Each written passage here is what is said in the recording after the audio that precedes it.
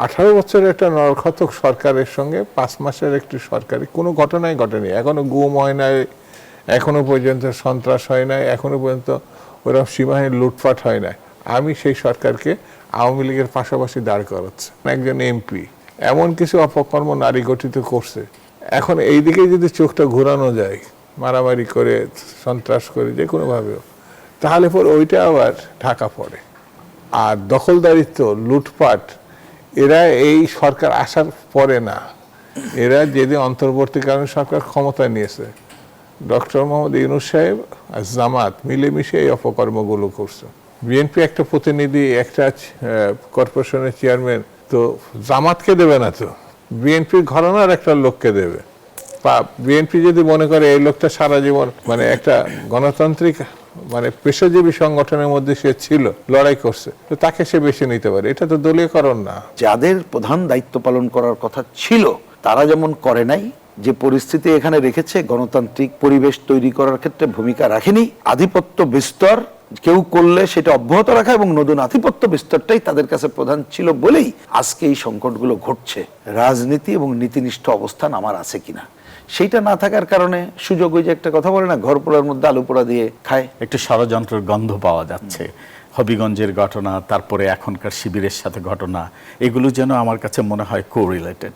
ইতিহাস নিয়ে যে কথাটা হয়েছে, যেমন দেখেন শাক দিয়ে যেমন মাছ ঢাকা যায় না, তেমনই ভাবে সত্যিকারের ইতিহাস কিন্তু চাইলেই কেউ বিকৃত করতে পারবে না। বাংলাদেশের রাজাকার, আল শামস, আল বদর, এগুলো বাদে সবই মুক্তিযোদ্ধা। কারেক্ট, পুরো দেশবাসী। কারণ ওই যে মেয়েটি মুক্তিযোদ্ধার আশ্রয় দিছে, তার উপরেও নির্যাতন করা হয়েছে, তো সেও তো মুক্তিযোদ্ধা।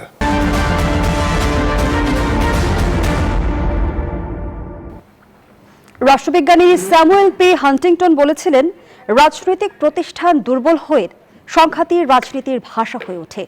আজকের বাংলাদেশের রাজনীতির গতিপথ কি গণতান্ত্রিক প্রতিযোগিতার দিকে, নাকি আবারও সংঘাতের রাজনীতির দিকে? কেন আবার উত্তপ্ত হয়ে উঠেছে একের পর এক শিক্ষা প্রতিষ্ঠান? জগন্নাথ বিশ্ববিদ্যালয়, ঢাকা কলেজ, আলিয়া মাদ্রাসা, এমনকি হাসপাতালেও হামলার অভিযোগ।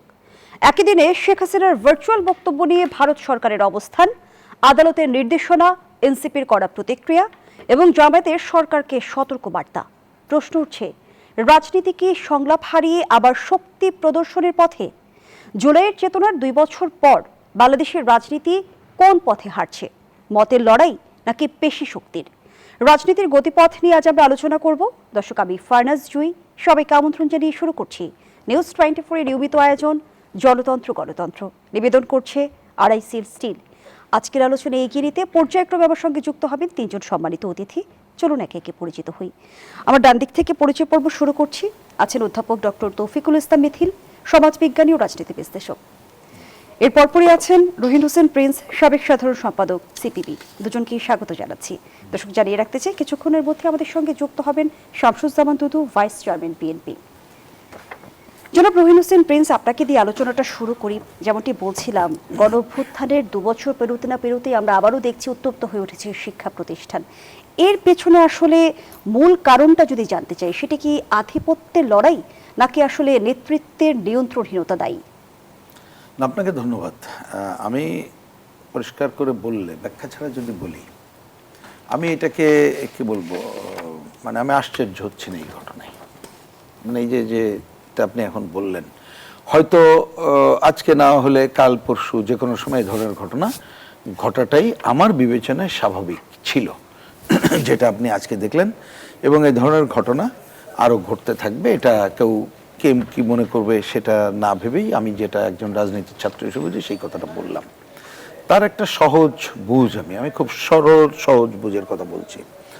দেখুন, অনেক দিন ধরে তো নানা ধরনের সংকট ছিল, আমরা জানি। আধিপত্য ছিল, ভয়ের রাজত্ব ছিল। আপনি মারামারি না দেখলেও ভয়ের রাজত্ব তো দেখছি, আমরা দখলদারিত্ব দেখছি। আমরা যেহেতু বিশ্ববিদ্যালয়ের কথা বললেন, আমরা গেস্ট রুম কালচারের নামে কি না দেখেছি। কেউ পছন্দ না করলেও মিছিলে গেছে, না হলে হয়নি, মানে এই ধরনের ছিল। হ্যাঁ, ছিল। তার মানে এই যেটা ছিল, আমি ওই পুরনো একটু আলোচনা বাদ রাখি। আমরা তো ওর থেকে পরিত্রাণ পাওয়ার জন্য সংগ্রামের মধ্য দিয়ে এসেছি এবং আমরা একটা গণতান্ত্রিক আবহাওয়া তৈরি করে ওই ধরনের সংকটে যাতে না পড়ি সেটা করতে চেয়েছি। এটাই তো মূল কথা। কিন্তু সেইটা করতে গেলে অন্তত পক্ষে রাজনৈতিক দলগুলো যারা আছি তাদেরকে প্রথমে দাঁড়াতে হবে নীতির উপরে। এইখানে শুধু ক্ষমতা থাকা বা ক্ষমতায় যাওয়াটা প্রধান হবে না। আরেকটা হবে যে যে সংকট যে যে কারণে এগুলো ঘটে, এই প্রতিষ্ঠানগুলোতে পরিপূর্ণভাবে গণতান্ত্রিক আবহাওয়া তৈরির কাজ করতে হবে। এবার আপনি মেলান, গণঅভ্যুত্থানের পরে যে সুযোগটা অন্তর্বর্তীকালীন সরকারের সময় ছিল, আমরা কি সেই সুযোগটা কাজে লাগিয়েছি? লাগাইনি। বরঞ্চ শিক্ষাঙ্গনের নৈরাজ্যটা আমরা দেখেছি। অন্তর্বর্তীকালীন সরকার প্রশ্রয় বলেন বা এদের বিরুদ্ধে ব্যবস্থা নেয়নি, সেই পরিস্থিতি আমরা দেখেছি। আমরা দেখেছি এরকম গুপ্ত সুপ্ত গ্রুপ তারা এখানে নিজেদের আধিপত্য বিস্তারের জন্য কি না করেছে।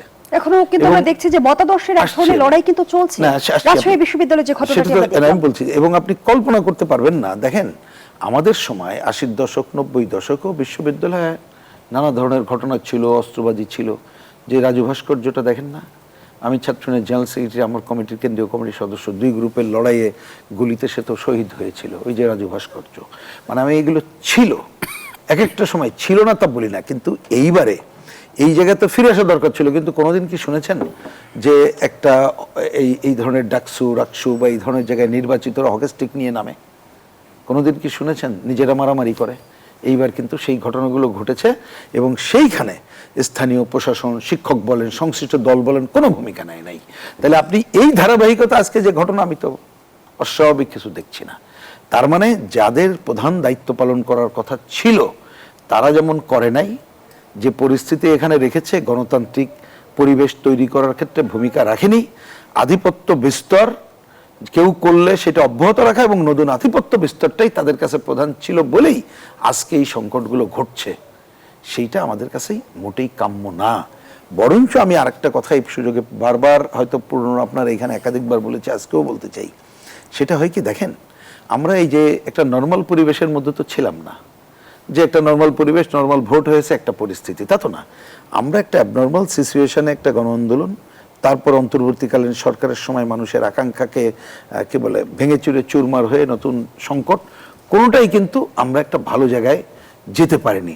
তাহলে এখন নির্বাচনের পরে আমাদেরকে অন্তত পক্ষে গণতান্ত্রিক ধারা রক্ষার জন্যে, এইসব প্রতিষ্ঠানগুলোতে যাতে গণতন্ত্রের চর্চা অব্যাহত থাকে, তার জন্যে দায়িত্বশীল দলগুলোকে আরও সহনশীল আচরণের দরকার ছিল।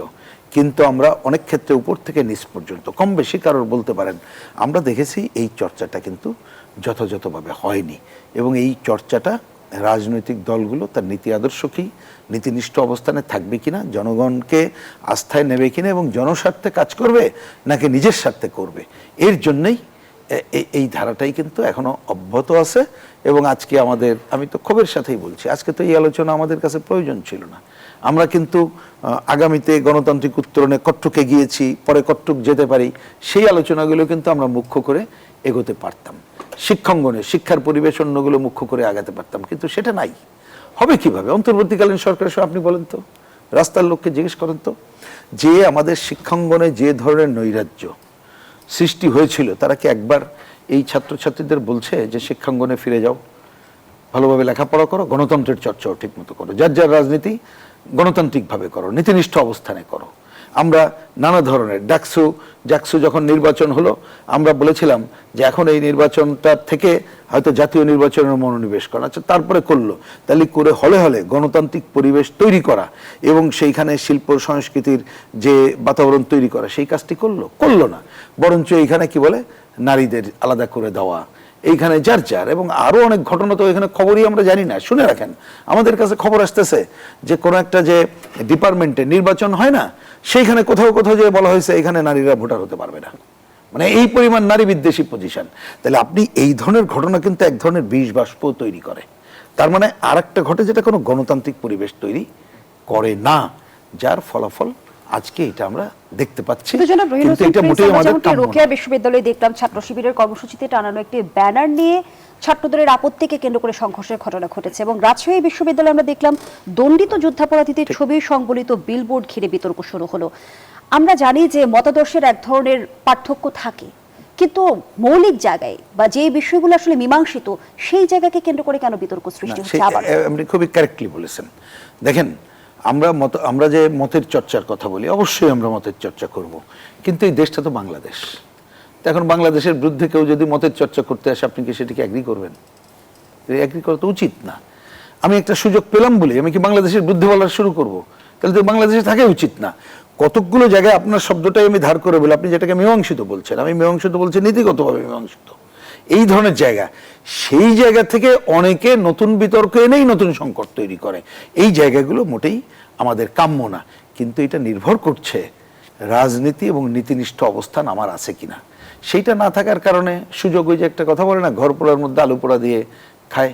আপনি এই যে প্রসঙ্গক্রমে বলতে আপনি বলেন, এই যে এত বড় একটা 24 সালে এই যে রক্ত দিল, মানে চোখ হারালো, হাত হারালো, আমরা একটা গণ অভ্যুত্থান ছাত্র শ্রমিক জনতার যেটা সংগঠিত হলো, এরপর আপনি এসে যদি কেউ মুক্তিযুদ্ধের বিরোধিতার কথা বলে, এখনও টেলিভিশন টক শোতে এসে যদি বলে যে আমরা তো পুরো সংবিধানই নতুন সংবিধান চাই, আমরা তো সেকেন্ড রিপাবলিক চাই, তো এইটা কোন সময় ছিল? 24-এ কোনো আলোচনা এটা ছিল? কোনো সময় ছিল? তাহলে এইটা দেওয়া মানে ওই যে ঘর পোড়ার মধ্যে শুধু আলু পোড়া না, অন্য শব্দ বোধহয় আনা উচিত।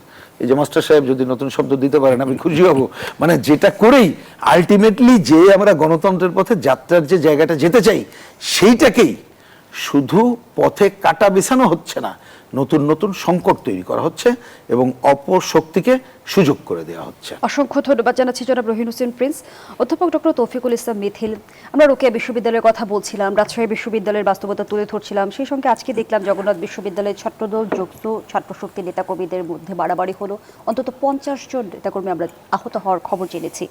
সেই সঙ্গে ঢাকা কলেজের ছাত্রদল ছাত্র শিবিরের সংঘর্ষে কয়েকজন আহত হয়েছে, আলিয়া মাদ্রাসা মাঠেও সংঘর্ষের ঘটনা ঘটেছে। আরও একটি উল্লেখযোগ্য বিষয় হচ্ছে ন্যাশনাল মেডিকেলের জরুরি বিভাগে চিকিৎসা নিতে যে আহতদের মারধরের ঘটনা ঘটে। সব মিলিয়ে জানতে চাই, শিক্ষা প্রতিষ্ঠান আবারও কেন উত্তপ্ত হয়ে উঠলো? আমরা কি পুরনো চক্রে ফিরে যাচ্ছি কিনা? ধন্যবাদ আপনাকে এবং ধন্যবাদ সম্মানিত বিজ্ঞ আলোচক, যিনি ইতিমধ্যে অনেকগুলো বিষয় আলোকপাত করেছেন। বিশেষত হচ্ছে মীমাংসিত বিষয়গুলো আবার টেনে আনা, আবার নতুন করে কিন্তু বিভাজনের চেষ্টা, যেটা আমরা দেখেছি ফ্যাসিস্টের সময়ে এটা করেছে। এখন এই ইস্যুগুলো আবার টেনে আনা, যেটা আপনি রাজশাহী বিশ্ববিদ্যালয়ের ইস্যু নিয়ে বললেন, যে ছবি, যারা যুদ্ধাপরাধী তাদের ছবিগুলো টাঙানো, তাদের ব্যানারে ছবি দিয়ে টাঙানো, এই বিষয়গুলো কিন্তু মীমাংসিত। এগুলো টেনে আনা মানে নতুনভাবে দেশে আবার বিভাজনের রাজনীতি ইন্ট্রোডিউস করা। তো আমি যেটা বলবো যে দীর্ঘ সময় প্রাতিষ্ঠানিকভাবে রাজনীতির আসলে কোনো প্র্যাকটিস ছিল না। এবং দেখেন, রাজনীতিতে যখন প্রাতিষ্ঠানিক রাজনীতিকরণের, গণতন্ত্রকরণের এখানে অভাব দেখা দেয়, দুর্বল হয়, তখনই কিন্তু সামাজিক অস্থিরতাগুলো হয় এবং স্বাভাবিকভাবে এটার ইম্প্যাক্ট শিক্ষা প্রতিষ্ঠানেও যে পড়ে। শিক্ষা প্রতিষ্ঠানে আদর্শগতভাবে যেমন রাজনীতি আছে, এখানে ক্ষমতা, স্বাভাবিকভাবে আধিপত্য বিস্তারেরও প্রতিটা সংগঠনই, বিশেষ করে আপনি দেখেন, আমরা দেখলাম যে কিছুদিন আগে হবিগঞ্জে যাওয়ার পথে যে ঘটনাটা ঘটেছে, তারপরে ওটা এনসিপির সাথে হয়েছে, পরবর্তীতে আমরা দেখলাম ছাত্র শিবির আবার রোকেয়া বিশ্ববিদ্যালয়ে যেটা করেছে, এগুলোর কেন যেন একটা যোগসূত্র, কেমন যেন একটা গন্ধ পাওয়া যাচ্ছে। আমার কাছে মনে হয় পরপর দুটো ঘটনা ঘটা, এবং পাশাপাশি যে দেখেন, তো স্বাভাবিকভাবেই আমি এই ঘটনা ঘটছে, এর পিছনে কোনো কিছু আছে কিনা সেটাও তলিয়ে দেখা প্রয়োজন।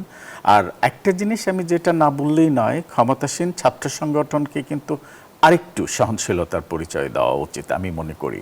কারণ সবসময় আপনি দেখেন বিরোধী পক্ষ একটা সুযোগের অপেক্ষায় থাকে, ওরা কিন্তু টোপ ফেলে মাঝে মাঝে। তাহলে কি দলীয় রাজনীতির প্রভাবে শিক্ষা প্রতিষ্ঠানকে সরাসরি ক্ষতিগ্রস্ত করছে? আমার কাছে তাই মনে হচ্ছে, এবং শিক্ষা প্রতিষ্ঠানকে তো বরাবরই ব্যবহার করে, যে দলীয় রাজনৈতিক এজেন্ডা বাস্তবায়নের জন্য আমরা দেখেছি সবসময় ছাত্র সংগঠনগুলোকেই ব্যবহার করা হয় এবং শিক্ষা প্রতিষ্ঠানগুলোকেই ব্যবহার করা হয়। এবং এরই অংশ হিসাবে আমরা এই গত কয়েকদিন যাবৎ কিন্তু এরকম অস্থিরতা দেখছি। তারপর আপনি দেখেন রাজনীতির যে শিষ্টাচার, সেগুলো কি আদৌ রাজনীতিতে মানা হচ্ছে কিনা। আপনি দেখেন যে ছোট একটা ছেলে যদি দাদার বয়সী, বাবার বয়সী কাকে কিভাবে সম্বোধন করতে হয়, সেই শিষ্টাচারগুলো আমরা দেখছি না। যাকে তাকে যেমনভাবে কোট করে সম্বোধন করে কথা বলা, এগুলো কিন্তু রাজনৈতিক শিষ্টাচারের মধ্যে পড়ে না। এবং এগুলো যখন বলছে, স্বাভাবিকভাবেই আপনি দেখেন সরকারি দল, আমি যেটা না বললেই নয়, আপনি দেখেন গত নির্বাচনে যেটা হয়েছে, ঢাকা 8-এর নির্বাচনে যিনি এনসিপি থেকে প্রার্থী ছিলেন এতটাই বেয়াদবের মতো কথা বলেছেন, আমার শব্দটা ব্যবহার করতে হচ্ছে বেয়াদবের মতো, কিন্তু সেখানে প্রতিপক্ষ যিনি বিএনপির ক্যান্ডিডেট ছিলেন, উনি একজন বর্ষিয়ান নেতা, ওনাকে লক্ষ্য করে এত কিছু কথা বলেছেন, এত এত অপমানজনক কথা বলেছেন। তা আমার কাছে সত্যি মনে হয় যে এই লোকগুলোকে আসলে কি ওই দল ওন করছে কিনা। স্বাভাবিকভাবেই অন্য একটা দলের নেতা বা কর্মী কি বলছে সেটার লাগাম কিন্তু টেনে ধরবে সেই দলের নেতৃত্বে যারা আছে তারা। সেটা কিন্তু গভর্নমেন্ট যদি ইন্টারভেন করতে চায়, সরকারি দল যদি সেটা করতে চায়, স্বাভাবিকভাবে ওরা ধরে নেবে যে আমাদের ব্যক্তি স্বাধীনতায়, আমাদের কথা বলার স্বাধীনতায় হস্তক্ষেপ করছে। ব্যাপারটা কিন্তু তা না। আমার ব্যাপার হচ্ছে যে রাজনীতিতে আমি যখন কোনো দলের নেতৃত্বে থাকব, আমাকে চিন্তা করতে হবে আমার দলের নেতা কর্মী যখন লাগামহীন কথা বলছেন, তাকে সংযত করার দায়িত্ব কিন্তু নেতা হিসেবে আমার উপরই। গণঅভ্যুত্থানের 2 বছর পরে এসে যদি আমরা মূল্যায়ন করতে যাই, তাহলে জুলাইয়ের অর্জন কি রাজনৈতিক মেরুকরণে কোনোভাবে হারিয়ে যাচ্ছে কিনা, আমি প্রশ্নটি রাখছি। বিরতি নিয়ে ফিরছি। দর্শক, জনতন্ত্র গণতন্ত্রের রিপোর্টে একটা বিরতি নিচ্ছি, সাথেই থাকুন। ফিরে এলাম, দেখছেন জনতন্ত্র গণতন্ত্র, নিবেদন করছে আড়াইসিল স্টিল। দর্শক, জানিয়ে রাখতে চাই ইতিমধ্যে আরও একজন অতিথি আমাদের সঙ্গে যুক্ত হয়েছেন, শামসুজ্জামান দুদু, ভাইস চেয়ারম্যান বিএনপি। স্বাগত জানাচ্ছি আপনাকেও। জনাব শামসুজ্জামান দুদু, যে প্রসঙ্গটি নিয়ে আমরা শুরুতে আলোচনা করছিলাম, সেটি আমরা দেখতে পাচ্ছি যে আবার উত্তপ্ত হয়ে উঠেছে একের পর এক শিক্ষা প্রতিষ্ঠান। জগন্নাথ বিশ্ববিদ্যালয় থেকে শুরু করে ঢাকা কলেজ, আলিয়া মাদ্রাসা, এর আগের প্রসঙ্গ যদি তুলে ধরি রোকেয়া বিশ্ববিদ্যালয়, রাজশাহী বিশ্ববিদ্যালয়, আমরা বেশ কিছুদিন ধরে এই পরিস্থিতি দেখছি। আমরা যদি বিরোধী দলের নেতাকর্মীদের প্রতিক্রিয়া আপনার সামনে তুলে ধরি, যেমনটি জামায়াতের সেক্রেটারি জেনারেল মিয়া গোলাম পরোয়ার বলেছেন, ফ্যাসিবাদের পান্ডাদের মতো ছাত্রদলকে লেলিয়ে দিচ্ছে। সেই সঙ্গে বিরোধী দলীয় চিফ হুইপ নাহিদ ইসলাম বলেছেন, ক্যাম্পাসগুলোকে আবারও সন্ত্রাসের অভয়ারণ্যে পরিণত করা হচ্ছে। আর এনসিপি নেতা সার্জিস আলম বলেছেন, ছাত্রদলের পরিণতি ছাত্রলীগের চেয়েও খারাপ হবে। তো জানতে চাই যে ক্যাম্পাস উত্তপ্ত হওয়ার দায় আসলে কার? আপনাকে ধন্যবাদ। দায় রাজনীতিকে নিতে হবে, রাজনীতিবিদদের নিতে হবে, এবং স্থানীয় যে পরিস্থিতি, সেই পরিস্থিতিতে যারা অংশগ্রহণ করছে, এই যে যতগুলো নেতৃবৃন্দের কথা বললেন, এরা এই ঘটনার কারণে ফ্যাসিবাদে ফিরে যাচ্ছে, ভবিষ্যৎ ভালো না, মানে এই যে প্রতিক্রিয়াগুলো দিয়েছেন, এর আগে থেকে এই কথাগুলো তারা বলে আসছে। হ্যাঁ, ছাত্রদল সতর্ক হতে পারত, যেহেতু তারই মাদার সংগঠন এখন রাষ্ট্র পরিচালনায় আছে বিএনপি। এ ব্যাপারে আমার মানে সবথেকে বড় কথা বলবো, যে শুরুতে বললাম না, রাজনীতির থেকে আমরা বিচ্যুতি ঘটছে। খুব সামান্য ব্যাপারটা নিয়েও আমরা রাজনীতিক মানে কালার দিয়ে দিচ্ছে। একটা সংগঠক মানে ছাত্র রাজনীতির সংগঠক আর একটা সাধারণ ছাত্রের ভিতরে পার্থক্য আছে। অনেক সময় দায় কাতর নিয়ে নিতে হয়, যে এই পরিস্থিতিতে আমাকে কেউ খারাপ বলছে বা আমাকে উস্কানি দিছে বা এমনকি গায়ে হাত তুলছে, আমি তার প্রতিক্রিয়াটাকে যেভাবে নিয়ে যাব, সেটা কি আমার সংগঠনে থাকবে, সরকারে বর্তাবে, না পরিস্থিতি হবে, এগুলো আছে। এখানে শিবির নামে একটা ছাত্র সংগঠন আছে, যেটা জামাত ইসলাম। এরা সবসময় পরিস্থিতি ঘোলাটে, মানে ঘোলা পানিতে মৎস্য শিকার বলে না, জামাত সেই জায়গায় যুক্ত। এটা অসুস্থ একটা সংগঠন, রাজনীতি। সেহেতু ওরা ওই যে পরিণতি, যে এখানে একটা দাঙ্গা, একটা ফ্যাসাদ, একটা অস্থিতির পরিস্থিতি করে সেখানে তারা ফায়দা লুটার চেষ্টা করবে। এই ঘটনা আমার বিবেচনায় ছাত্র সংগঠনগুলো যেভাবে যেসব ঘটনাগুলো তৈরি হচ্ছে, তারা এর মধ্য দিয়ে তাদের যেসব অপকর্মগুলো, যেমন একজন এমপি এমন কিছু অপকর্ম নারী গঠিত করছে, এখন এই দিকে যদি চোখটা ঘোরানো যায়, মারামারি করে, সন্ত্রাস করে, যে কোনোভাবেও, তাহলে পর ওইটা আবার ঢাকা পড়ে। আর দখলদারিত্ব, লুটপাট, এরা এই সরকার আসার পরে না, এরা যেদিন অন্তর্বর্তীকালীন সরকার ক্ষমতা নিয়েছে, ডক্টর মোহাম্মদ ইউনূস সাহেব আর জামাত মিলেমিশে এই অপকর্মগুলো করছে। ডক্টর মোহাম্মদ ইউনূস ক্ষমতায় থাকতে চাইছেন, আর এরা হচ্ছে ডক্টর মোহাম্মদ ইউনূসের মধ্য দিয়ে সরকার পরিচালনার যে জিনিসগুলো এরা সেটা করছে। সেই সময় মব সংস্কৃতি বলতে যেটা আমরা শুনি সেটা কার্যত তাদের। তাহলে ক্যাম্পাসে উত্তেজনা ছড়ানোর পেছনে কি পূর্ব পরিকল্পনা দেখছেন? শুধু পূর্ব পরিকল্পনা না, তারা এই সরকারকে 5 মাসের মাথায় যে ভাষায় যেভাবে এই কথা বলছে, যেমন এটা ফ্যাসিবাদ বিএনপি 18 বছরের একটা নরখাতক সরকারের সঙ্গে 5 মাসের একটি সরকারি কোনো ঘটনাই ঘটেনি। এখনো গুম হয় নাই, এখনো পর্যন্ত সন্ত্রাস হয় নাই, এখনো পর্যন্ত ওরকম সীমাহীন লুটপাট হয় নাই।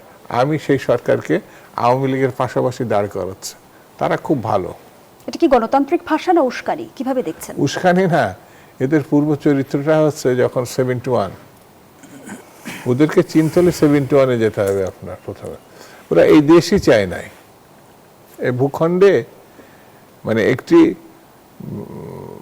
মানবিক বাংলাদেশ গড়ে উঠুক। এই যেমন রক কাটার রাজনীতি, ছাত্র রাজনীতিতে মারামারি হবে বা প্রতিদ্বন্দ্বিতা হবে, কিন্তু রক কাটার অর্থাৎ পিটাইয়ে হাড়গোড় ভাঙার পর রক কেটে দেবো, নিশ্চিত হবে যেন তার মৃত্যু। এই রক কাটার পলিটিক্স বাংলাদেশের কোনো ছাত্র সংগঠন করেনি, একমাত্র ওরা ছাড়া। আমরা তো একসময় ছাত্র ছিলাম। এই দেশে নারী নির্যাতনের রেকর্ড এই দেশে না, সারা বিশ্বে একটা মাত্র সংগঠন আছে, সেটা হচ্ছে এদের 71-এ। এবং তার সিটে ফুটা এখন যখন হচ্ছে না, মনে হয় যেন এটা অ্যাক্সিডেন্টলি করছে। অ্যাক্সিডেন্টলি না, পরিকল্পিতভাবে। কিন্তু ছাত্র শিবির না হয় উস্কানি দিচ্ছে, ছাত্র দল কতটা দায়িত্বশীল আচরণ করেছে? ছাত্রদলকে আমার বিবেচনায় ওদের ফাঁদে পা দিছে। আমার বিবেচনা, আমার ছাত্রদল একসময় প্রেসিডেন্ট ছিলাম, ছাত্র রাজনীতি করে, এটা ছাত্র ইউনিয়নে একসময় সেক্রেটারি ছিল। তো আমরা যেটা মনে করি এরকম ফাঁদ পাতা হয়, উস্কানি হয়, নানান ঘটনা করে তারা ফায়দা লুটার। এই শিবিরের সঙ্গে এই ক্যাম্পাস কলুষিত করছে, তো এইটাকে আরো নষ্ট করে ফেলতে পারে যদি না জাতীয়তাবাদী শক্তি অথবা বাম গণনা ছাত্র সংগঠনগুলো সতর্কতার সঙ্গে না এগোয়, তাহলে অনেক ঘটনায় তারা ঘটিয়ে ফেলতে পারে। কারণ তাদের এখন স্বার্থ মানে আঘাত পড়ছে। ডক্টর ইউনূস সাহেব তো নাই, অন্তর্বর্তীকালীন সরকারও নাই। তারা তো একটা ধারণাই দিয়ে দিচ্ছিল যে তারাই এবার হচ্ছে ক্ষমতায় আসছে, বিএনপি বা আওয়ামী লীগ শেষ। কিন্তু এখন দেখছে যে ক্ষমতা তো অনেক দূরের ব্যাপার, তারা যথেচ্ছভাবে সবকিছু করতে পারছে না। আস্তে আস্তে আইনের আওতায়, এমনকি পূর্বে যে ঘটনা বলি অর্থাৎ 71-এর দায় কিন্তু এখনো শেষ হয়ে যায় নাই, এখনো শেষ হয় নাই। সেইগুলো যদি আবার টান দেয়, আর দুর্নীতি অন্যরা করে 5,000 10,000 টাকা, ওরা তো এক একটা ব্যাংকই দখল করছে। তো এই ঘটনার পর তো ওরা প্রথম ব্যাংক দখল করছে, যেটার নাম ইসলামী ব্যাংক, সেটা তো ওরা দখল করছে। কিন্তু উল্টো তো আমরা দেখছি যে বিএনপি বিরুদ্ধে দলীয়করণের অভিযোগ করছে, ফ্যাসিবাদের অভিযোগ করছে। বিএনপি বড় সংগঠন, বিএনপি জনগণের ভোটে নির্বাচিত হয়েছে। বিএনপি একটা প্রতিনিধি, একটা কর্পোরেশনের চেয়ারম্যান তো জামাতকে দেবে না, তো বিএনপির ঘরানার একটা লোককে দেবে। বিএনপি যদি মনে করে এই লোকটা সারা জীবন মানে একটা গণতান্ত্রিক মানে পেশাজীবী সংগঠনের মধ্যে সে ছিল, লড়াই করছে, তো তাকে সে বেছে নিতে পারে। এটা তো দলীয়করণ না। পৃথিবী সব জায়গাতে একবারে দলের বোনাফাইড নেতাদেরকে বসায় দেয় ওই ফায়দা। আর ফ্যাসিবাদের কথা তো একটু আগেই বললাম যে ওরা আওয়ামী লীগকে বিএনপির সঙ্গে তুলনা করছে। বাংলাদেশের রাজনীতিতে আওয়ামী লীগ থেকে বড় ফ্যাসিস্ট আছে এরা, সেটা হচ্ছে 71-এ গেলে নারী নির্যাতন, মানুষ খুন এবং একেবারে অস্ত্র সহ ঘুরে বেড়ানো। এই দেশে ওদের মতো এত এত ভয়ঙ্কর শক্তি এই আর দ্বিতীয়টা নাই। অসংখ্য ধন্যবাদ জানাচ্ছি জনাব শামসুজ্জামান দুদু। জনাব রহিন হোসেন প্রিন্স, 71-এর দায় নিয়ে জনাব শামসুজ্জামান দুদু ইতিহাস তুলে ধরছিল, কিন্তু জামায়াতের আমির যেমনটি প্রশ্ন রেখেছে, শহীদ ও জীবিত মুক্তিযোদ্ধাদের সঠিক তালিকা হচ্ছে না কেন? তিনি যুক্ত করেছেন, আমরা বলছি এত লক্ষ, তাহলে এত লক্ষটার রেকর্ড হচ্ছে না কেন? এটা তো সরকারের দায়িত্ব। এতগুলো সরকার এলো গেল, সবাই দাবি করেন যে আমরা মুক্তিযুদ্ধের স্টেক হোল্ডার, এই গুরুত্বপূর্ণ কাজটা করছেন না কেন? এটা করেন, ইতিহাসটা উঠে আসুক।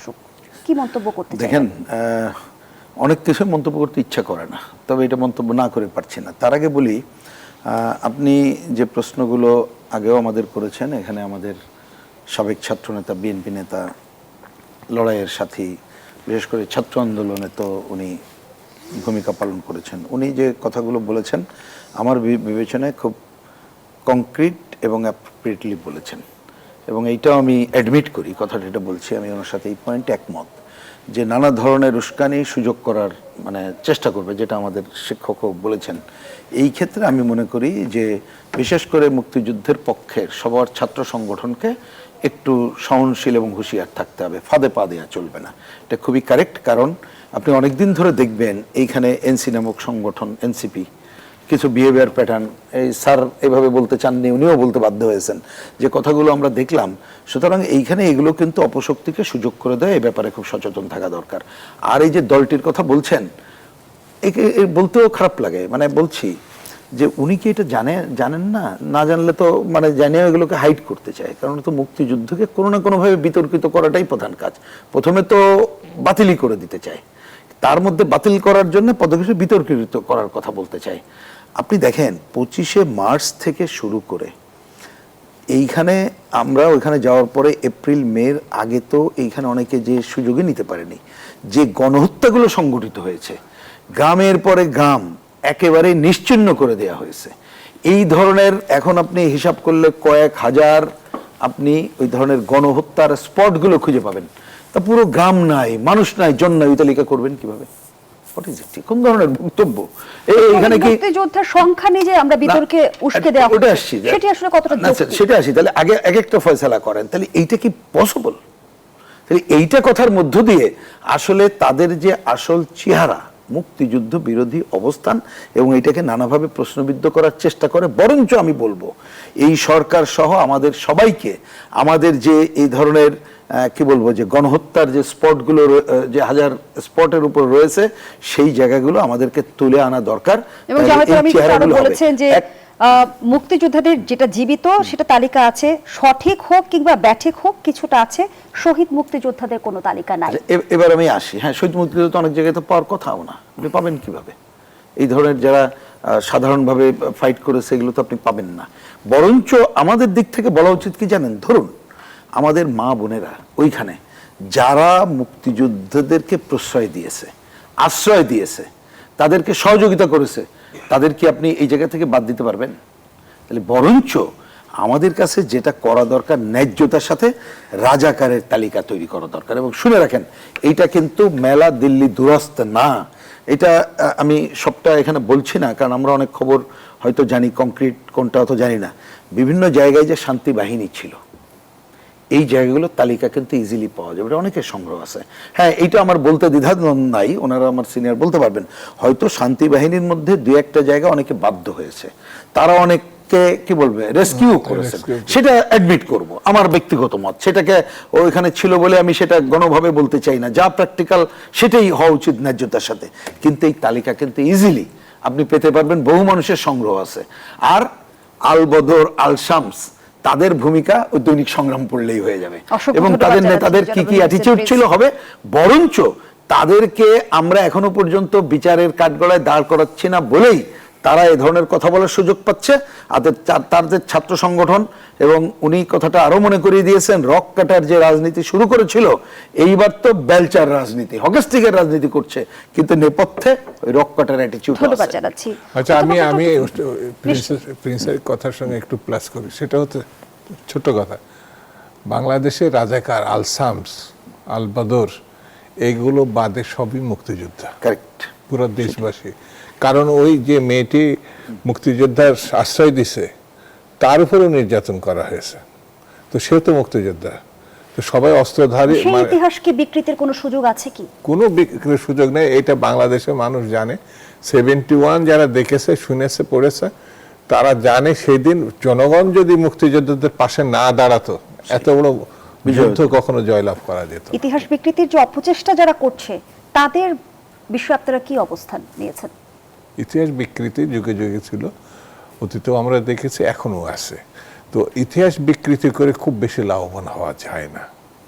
বাংলাদেশে মুক্তিযুদ্ধ কারা করছে, কি করছে, দুই এক জায়গায় হয়তো ঘটনা অতিরঞ্জন করা হয়েছে গোষ্ঠীগত স্বার্থে, কিন্তু যারা সঠিক মুক্তিযোদ্ধা তারা কিন্তু এমনকি সার্টিফিকেট নিয়েও তারা চিন্তিত না। আমার চুয়াডাঙ্গাতে জানা আছে, সে মুক্তিযোদ্ধার রণাঙ্গন থেকে এসে না, তার কাছে এখন এনে তো আমি একবার প্রশ্ন করছিলাম আমাদের সিনিয়র যে ভাই আপনি তো সার্টিফিকেটটা নিলেন না, সবাই যে নিল বলছে দুদু দেশের জন্য যুদ্ধ করছে, মরেও যেতে পারতো, নিজের জন্য তো সার্টিফিকেটের জন্য তো যুদ্ধ করি নাই, কোনো সুযোগ সুবিধা সে নেয় নাই। মুক্তিযোদ্ধা কর্তৃক আছে না, এটা আমার এলাকার কাছে এরকম যে একজন আছে তা না, আমার এলাকায় এরকম অসংখ্য আছে যারা পরিচয় দেয় না, সারা দেশেও অনেক আছে যারা পরিচয় দেয় না মুক্তিযুদ্ধের সময় তারা কি করেছে। ধন্যবাদ জানাচ্ছি অধ্যাপক ডক্টর তৌফিকুল আমি, ইসলাম। যে প্রশ্নটি রেখেছিলাম যে জুলাইয়ের অর্জন কি রাজনৈতিক মেরুকরণে কোনোভাবে হারিয়ে যাচ্ছে কিনা, আমি মনে করছি না জুলাইয়ের অর্জন কোনোভাবে হারিয়ে যাচ্ছে। আপনি দেখেন বিভিন্ন সময়ে বিভিন্ন চেতনা ব্যবসা কিন্তু অনেক সময় করতে চেয়েছে। ৭১-এর পরবর্তীতে দেখেন মুক্তিযুদ্ধের চেতনা নিয়ে একটা রাজনৈতিক দল কিন্তু ব্যবসা করেছে। তো একইভাবে আমরা দেখেছি জুলাইয়ের পর একটা রাজনৈতিক দল জুলাই চেতনা নিয়ে ব্যবসা করতে চেয়েছে, রাজনৈতিক ফায়দা হাসিল করতে চেয়েছে। একইভাবে আপনি দেখেন জুলাই বিরোধী যে ফ্যাসিস্ট ছিল ওরাও কিন্তু বিভিন্ন জায়গায় লুকিয়ে আছে, ওরা কিন্তু সবাই পালিয়ে যায়নি, ওরাও চেষ্টা করছে জুলাইকে যদি কোনোভাবে প্রশ্নবিদ্ধ করা যায়, চেষ্টা কিন্তু ওদের অব্যাহত আছে। এবং এরই অংশ হিসাবে যেটা দুদুভাই যে কথাটা বলেছেন, উনি কিন্তু একসময় ছাত্রদলের কেন্দ্রীয় কমিটির সভাপতি ছিলেন এবং দেখেন উনি ওই ছাত্র সংগঠনের সভাপতি হয়েও এই ছাত্রদলের কিন্তু গঠনমূলক সমালোচনা করেছেন। এটাই কিন্তু জামাত এবং শিবিরের চেয়ে যে আলাদা সেটা কিন্তু বলেছেন উনি। আপনি দেখেন না আসলে স্বাভাবিকভাবে এখানে আমি একটু আগে কথাতে বলেছিলাম মনে হয় একটু ষড়যন্ত্রের গন্ধ পাওয়া যাচ্ছে। হবিগঞ্জের ঘটনা, তারপরে এখনকার শিবিরের সাথে ঘটনা, এগুলো যেন আমার কাছে মনে হয় কোরিলেটেড।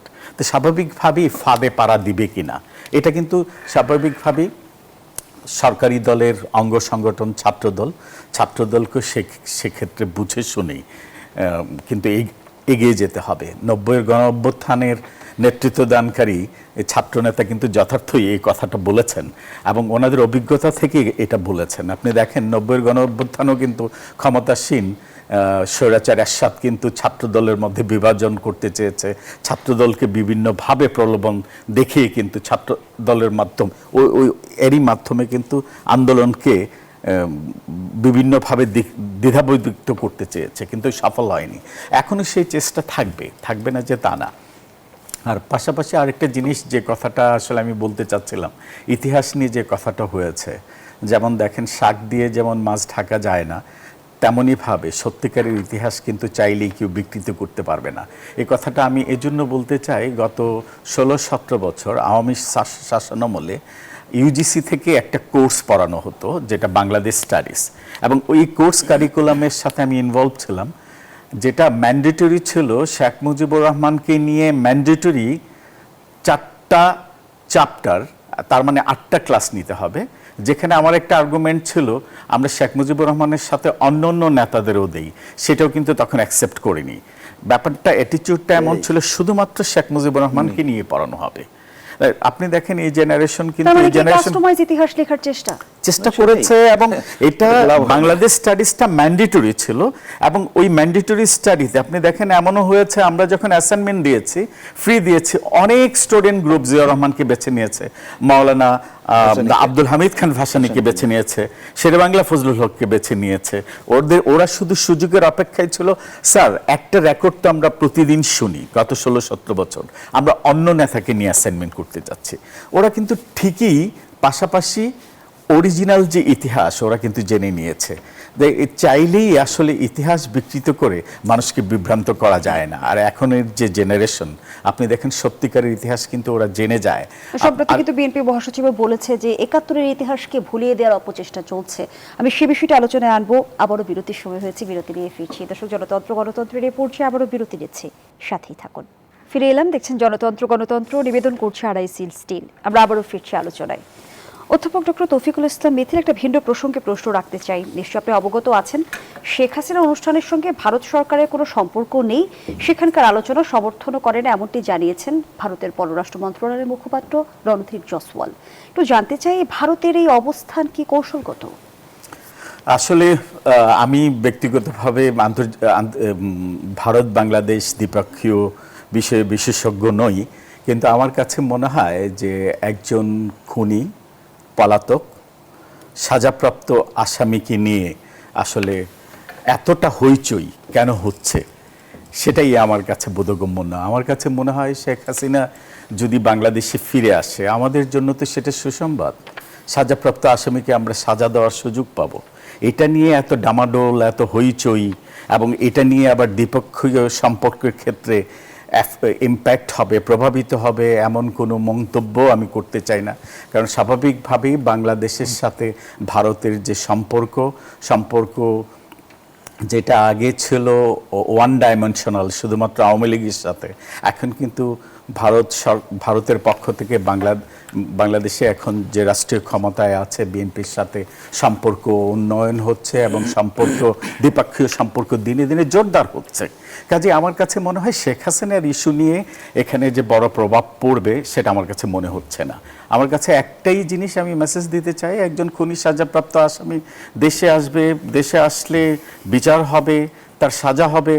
অনেক ক্ষেত্রে আমি এটা তরুণদের বক্তব্য শুনেছি, উনি আসুক, উনি আসবে না কেন, উনি আসলে তো আরো ভালো, ভারত থেকে যদি আসে আমরা আর খুশি, ওনার বিচার হবে, এবং এই বিচারটা আমরা দেখে যেতে পারবো। কিছুদিন আগে জুলাইয়ের একটা প্রোগ্রামে যে শহীদ পরিবারের মা বাবারা একটা কথাই বলছে, আমাদের জীবনে আমরা আমাদের সর্বোচ্চ সম্পদ হারিয়েছি, ছেলেদের হারিয়েছে, কিন্তু আমরা তখনই নিশ্চিন্তে ঘুমোতে পারবো এই হত্যাকারীর যে মূল নায়ক তাকে যখন ফাঁসিতে ঝোলানো হবে, তার বিচার যখন আমরা দেখে যেতে পারবো। আমার কাছে এক্ষেত্রে আসলে এতটুকুই বলার ছিল। আর পাশাপাশি দেখেন, সোশ্যাল মিডিয়াতে যেটা আমরা দেখেছি 16-17 বছর ফ্যাসিস্টদের সময়ে শেখ হাসিনাকে নিয়ে অস্ট্রেলিয়া থেকে একজন কমেন্টস করেছিল, তাকে অস্ট্রেলিয়া থেকে এনে কিন্তু তাকে বিচার করা হয়েছিল। আর এখন দেখেন, যিনি বাংলাদেশের নেতৃত্ব দিচ্ছেন, বিএনপির চেয়ারপারসন এবং বাংলাদেশের প্রধানমন্ত্রী, ওনাকে নিয়ে সোশ্যাল মিডিয়াতে যাচ্ছে তাই লিখছে। এজন্য আমার কাছে মনে হয় গণতন্ত্র এবং কথা বলার স্বাধীনতা এতদিন শেকল দিয়ে পরানো ছিল, শেকল খুলে দেওয়া হয়েছে অতিরিক্ত স্বাধীনতার কারণে। আমার কাছে মনে হয় সোশ্যাল মিডিয়াতে বেশি অপপ্রচার হচ্ছে। এই ক্ষেত্রে আমাদেরকে মনে হয় সংযমী হওয়া উচিত। ধন্যবাদ জানাচ্ছি। জনাব রহিন হোসেন প্রিন্স, যেমনটি ভারত সরকার দাবি করছে যে শেখ হাসিনার বক্তব্যের সাথে তাদের কোনো সম্পৃক্ততা নেই, সেটি কতটা বিশ্বাসযোগ্য? না, শোনেন, আমি শুনলাম ওনার উত্তরটা, আমি শুনলাম বলতে পত্রিকায় অনলাইনে পড়লাম। এটা ভেরি ডিপ্লোম্যাটিক উত্তর, এটা মনে রাখবেন, ডিপ্লোম্যাটিক উত্তর দিয়েছেন। আমার ধারণা এই উত্তরের মধ্য দিয়ে, এবং ওই ভালো করে যদি পড়েন দেখবেন, বলবেন যে উনি কি বললেন না বললেন ওইটা ভারত সরকারের মতের প্রতিফলন ঘটে না। ওই কথার মধ্য দিয়ে কিন্তু সে বলে দিছে যে সে যা বলবে এটা তার ব্যাপার, আমরা বলছি না। তার মানে তার কথাকে বন্ধ করবে এমনটা সে বলে নাই। এই অর্থে একটা ডিপ্লোম্যাটিক উত্তর। এবং আমি খালি এ ব্যাপারে একটা মন্তব্য করি, মানে ওইটা তো বললামই, আমি বরঞ্চ বলবো যে ভারত সরকারকে আমরা এটা তো মনে রাখতে হবে যে আগে যে সম্পর্ক ছিল, তারাও আমাদের সাথে সম্পর্ক উন্নয়ন চায় বলে বলছে, এবং আমরাও প্রতিবেশী হিসাবে আমাদের নিজস্ব স্বার্থ সংরক্ষণ করেও সম্পর্ক রক্ষা করতে চাই। এই ব্যাপারে কিন্তু কোনো দ্বিমত নেই, এবং এখনকার সরকার এই ব্যাপারে কোনো নেগেটিভ কিছু শো করে নাই। তাহলে তাদেরকে বরঞ্চ এই ডিপ্লোম্যাটিক উত্তরের মধ্যে সীমাবদ্ধ না থেকে বাংলাদেশের জনগণ বাস্তবতা বিবেচনা করে পদক্ষেপ নিতে হবে। এইটা না নিলে ওই যে সম্পর্ক যেটা করার কথা বলি, ওইটা কিন্তু দ্রুততর হবে না, আরো বেশি সংকট তৈরি হবে। এবং এর জন্য আমরা মানে কি বলবো যে এটা খুব ভালো কিছু হবে বলে মনে। আর একটা খালি ছোট মন্তব্য করি, আমার ব্যক্তিগত বিবেচনা, আমাদের অনেক কিছুকে একটু ওভারলুক করতে পারলে ভালো। কেন বলি?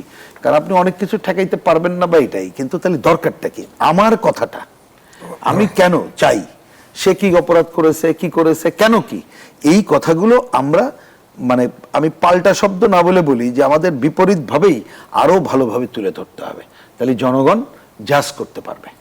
ধন্যবাদ জানাচ্ছি। জনাব শামসুজ্জামান দুদু, একদিকে ভারত সরকার বলছে যে ভারতের ভূখণ্ড ব্যবহার করে শেখ হাসিনা রাজনৈতিক বক্তব্য দিতে পারবে না, আবার রণধীর জসওয়াল যেমনটি বললেন যে অনুষ্ঠানের আয়োজক একটি বেসরকারি মিডিয়া সংস্থা, ওই অনুষ্ঠান বা আয়োজনের সঙ্গে ভারত সরকারের কোনো যোগাযোগ নেই, কোনো লেনাদেনা নেই। বেসরকারি মিডিয়া সংস্থায় যদি রাজনৈতিক বক্তব্য দেয় শেখ হাসিনা, তার দায় ভারত সরকার কিভাবে এড়াবে? আমার একটা ধারণা ছিল যে ভারত কূটনীতিতে রাজনীতিতে যে চর্চাটা করে ওরা আমাদের থেকে অনেক এগিয়ে আছে বক্তব্যে। আর ভারতের সঙ্গে আমাদের সম্পর্ক ঐতিহাসিক, 71 গণতন্ত্র চর্চা, এসব নানান কারণে তাদের সঙ্গে সম্পর্ক আছে। কিন্তু শেখ হাসিনা প্রসঙ্গে তারা লেজে গবরে করে ফেলছে। জাস্ট ওটা এই জন্যই বলছে, শেখ হাসিনাকে তারা জায়গা দিছে। কেন জায়গা দিছে এটা কিন্তু মানে ওই যে এখনকার যে রাষ্ট্রদূত মন্ত্রী পদমর্যাদায় ত্রিপিটি দীনেশ ত্রিবেদী ইনি স্পষ্ট করেছেন কিন্তু, এবং ভারতের পক্ষ থেকে এই কথাটা আমরা এখন সত্যি হিসাবে ধরে নিতে পারি। তার অনুরোধেই, মানে শেখ হাসিনার অনুরোধেই তারা তাকে জায়গা দিছে। এই জিনিসগুলো যদি এই ছোট্ট জিনিসটা আমরা নিই, তাহলে যখন জায়গা দিচ্ছে তাহলে দায়িত্ব নিতে হবে। আমার ঘরের ভিতরে যদি কেউ বেরিয়ে গিয়ে একজনে খুন করে আবার ঘরে ফিরে আসে, তা আমি কি দায় এড়াতে পারবো নাকি? আমি তো তাকে জায়গা দিছি। তো উনি রাজনীতিতে শেখ হাসিনা কি জিনিস, তার ভূমিকা কি, সেটা তো তিনি নিজেই প্রমাণ করছেন। এটা তো মানে একটা দেশের প্রধানমন্ত্রী থাকা অবস্থায় উনি কিন্তু ওখানে কেউ দাবি করছে আমি পদত্যাগ করি নাই ইন্ডিয়ায় গিয়ে, এখনো পারলে কিন্তু ওই কথা বলে যে আমি প্রধানমন্ত্রী আছি। এমন একজন ব্যক্তির সম্বন্ধে ভারত যদি দাঁড়িয়ে এড়াতে চায় যে তার বক্তব্য সঙ্গে আমাদের কোনো সম্পর্ক নাই, তার উচিত ছিল সত্যি প্রসঙ্গে বাংলাদেশে, ওখানে মুসলমান বাংলাদেশি না, খালি মুসলমান হলে তাকে পুশিন করছে আমাদের দেশে বর্ডারে, করছে না? তো এই যে পুশিন করছে অবৈধভাবে, তারা ওখানকার সিটিজেন, আর উনি হচ্ছে স্বীকৃত এখান থেকে ওখানে গিয়ে জোর করে আসে। তার ব্যাপারে তো পুশিন 1 নম্বর হওয়া উচিত। হ্যাঁ ঠিক আছে, পুশিন করলেন না, আনুষ্ঠানিকভাবে আপনারা আইনগত দিক থেকে দিয়ে দিবে, আমরা তো দাবি করছি। আমরা কি তার সঙ্গে আচরণ করব? অর্থাৎ তিনি সাবেক প্রধানমন্ত্রী, আইনের আশ্রয় নিয়ে বিচার হবে, বিচার হবে। তো একজন মানুষকে তারা একটি জঘন্য অপরাধ, সেটা গণহত্যার সঙ্গে সম্পৃক্ত, এই দেশে নির্বিচারে মানুষ মারছে। সেই জন্য আমি মনে করি যে ভারতের সঙ্গে যে দাবি, ভারতের যে দাবি যে নির্বাচিত সরকারের সঙ্গে তারা কাজ করতে চায়, এটা কিন্তু ভোটের আগে থেকে তারা বলছে। বাংলাদেশ তার নিকট, সব থেকে নিকট প্রতিবেশী তো ভারত। আমি নিজে ব্যক্তিগতভাবে মনে করি তাদের যেমন স্বার্থ আছে আমাদের এই দেশে, আমাদের সেই দেশের স্বার্থ, পারস্পরিক স্বার্থ।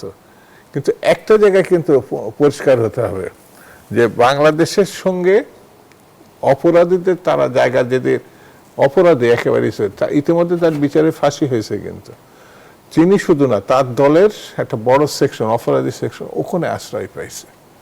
এই জিনিসটা তাদের কথা যে অপরাধীদের সঙ্গে বন্ধুত্ব করবে নাকি ভারতের একটা টেন্ডেন্সি ইয়ে আছে, আমি একটা পরিষ্কার করে বলি, আমরা ভারতের জনগণের সঙ্গে বন্ধুত্ব চাই, নট সরকার। তাদেরও উচিত আছে জনগণের সঙ্গে, তারা আওয়ামী লীগ আর হাসিনা এর বাইরে যেতে পারে না। আমরা মনে করি যে প্রতিবেশী হিসাবে দেশের জনগণের সঙ্গে, এখন বিএনপি আছে, বিএনপি না থাকলে যে দল আসবে সেটা বাংলাদেশের জন্য, কিন্তু তারা তো আমাদের বন্ধু আছে জনগণের স্বার্থে। ঘটনাটা এমন না, কিন্তু তারা সবসময় আওয়ামী লীগ, শেখ হাসিনা, শেখ মুজিব এর বাইরে কোনো দলকে কখনো তারা বন্ধু মনে করে। শেষ প্রশ্নটি আপনার কাছে রাখতে চাই, খুব ছোট করে শুনবো জনাব শামসুজ্জামান দুদু। আমরা জানি যে আগামীকাল গণঅভ্যুত্থানের 2 বছর পূর্তি হতে যাচ্ছে, এখনো আমরা দেখছি বিভাজনের এক ধরনের রাজনীতি বিরাজমান। যদি আমরা অভ্যুত্থানের চেতনার কথা বলি, সেটি আমরা এই মুহূর্তে কতটা ধারণ করছি? আরো একটি বিষয় যুক্ত করি, যেমনটি নাহিদ ইসলাম বলেছেন, জুলাই গণঅভ্যুত্থানের শিক্ষার্থী বা এনসিপির ভূমিকা বিএনপির জন্য গলার কাটা, কারণ এই নতুন রাজনৈতিক শক্তিগুলো না থাকলে বিএনপি জুলাই অভ্যুত্থানের পুরো একক কৃতিত্ব দাবি করতে পারত। কি বলবেন? না না, আমি নাহিদের কথাটা আমি অত সিরিয়াসলি নিচ্ছি না। তরুণকালেও আমরা এমন অনেক কথা বলছি, ও তো আমরা ছাত্র রাজনীতি যখন কথা বলছি এর থেকেও টাফ কথা বলছি, তো ও 2-4টা এরকম গলা কাটাটা বলে আরও সময় অন্তে এগুলো ঠিক হয়ে যাবে। রাজনীতিতে আমাদের চুল এমনি পাকে নাই, অনেক কিছু দেখতে দেখতে তো এই বয়সে এখানে আসছে, সেই তো নাহিদের কথা সিরিয়াসলি। কিন্তু অভ্যুত্থানের 2 বছরের মাথায় না না, সিরিয়াসলি আর কোনো বিভক্তি নাই। যারা এই কথাটা বলছে না, সবার একটা রাজনীতি আছে, Correct. সবার একটা দল আছে, সবাই কিছু দেশের স্বার্থে ঝাঁপিয়ে পড়ছিল। এখন তো তারা আবার তার দলটা করে না, চেতনা বাংলাদেশী। বিভক্তি না থাকলে এখন যা দেখতে পাচ্ছি সেটা কি স্বার্থের দ্বন্দ্ব? না না না, কোথাও কোনো জায়গায় বিভক্তি নেই। এটা মানে জাতীয় ইলেকশন হয়েছে, সেই ইলেকশনের মধ্যে দিয়ে একটা মানুষ ভোট দিয়ে একটা দলকে সরকার করছে, একটা দলকে বিরোধী দল করছে। তার মানে এই নয় কিন্তু এই বিরোধী দল আর সরকারের বাইরে আর কোনো দল নাই। দল সবটাই আছে, সব রাজনীতিও আছে, কিন্তু তারা যখন অবস্থানের কথা, নিজের অবস্থানের কথা, তখন স্বীকৃত বিরোধী দল মানে জামাত যেতে মনে করে যে বিরোধী কথা আর কেউ বলতে পারবে না, ফ্যাসাদ বাঁধবে। ঠিক তেমনি আমি সরকার না, আমি বলে দিই আর আমি সরকার, আমার বাইরে কেউ আর কথা বলতে পারবে না, তখন আমরা আমাদের আয়োজনের একেবারে শেষ প্রান্তে। দর্শক, এখানে শেষ করছি গণতন্ত্রের আজকের আয়োজন। ধন্যবাদ এতক্ষণ আমাদের সাথে থাকার জন্য।